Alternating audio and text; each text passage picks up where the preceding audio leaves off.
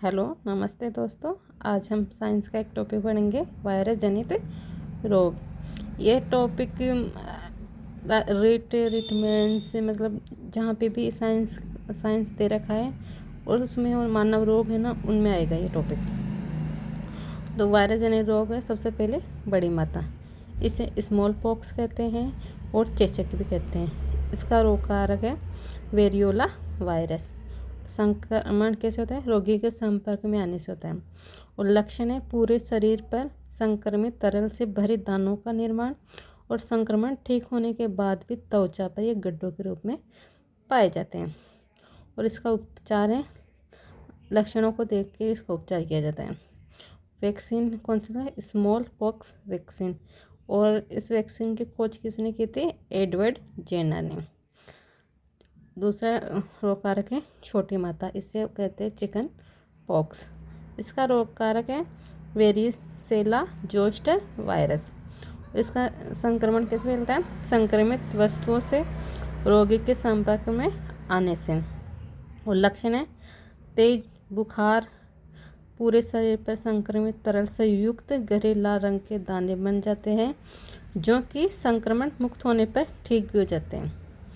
और इसका उपचार भी लक्षणात्मक उपचार ही है। और नोट ढाल के लिखो, बड़ी माता का विश्व में उन्मूलन हो चुका है। चिकन पॉक्स जीवन में एक बार ही होता है, उसके बाद शरीर एंटीबॉडी बन जाने के कारण दोबारा संक्रमित नहीं होता है। तीसरा वायरस जनित रोग है डेंगू। इसका रोग कारक है डेंगू वायरस, और इसका वाहक है एडिज इजिप्टाई मच्छर के द्वारा, और संक्रमण संक्रमित मच्छर के काटने से होता है। और इसके लक्षण है, प्रथम अवस्था में 4 से 5 दिन तक तेज बुखार रहता है और शरीर में दर्द होता है, जिससे इसको हड्डी तोड़ बुखार कहते हैं। द्वितीय अवस्था में 4-5 दिन के बाद चलती है और इसमें प्लेटलेट्स की संख्या में कमी आने लगती है। रक्त पतला होने से आंतरिक रक्त स्त्राव होने लगता है, और रक्त दाब कम हो जाने से रोगी बेहोश हो जाता है या फिर कोमा में चला जाता है। और इसके बाद उपचार है लक्षणात्मक उपचार ही है। और पोलियो थाइलाइटिस रोग कारक है पोलियो वायरस या एंटीरो वायरस या पिकोनो वायरस। और संक्रमण कैसे होता है? दूषित जल या भोजन के खाने पीने से।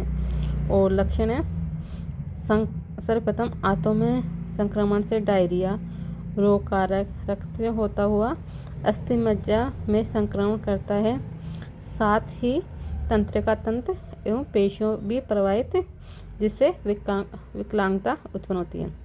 और इसका उपलब्ध नहीं है उपचार कुछ भी। और इसकी 2 वैक्सीन है, एक तो है IPV और एक है OPV।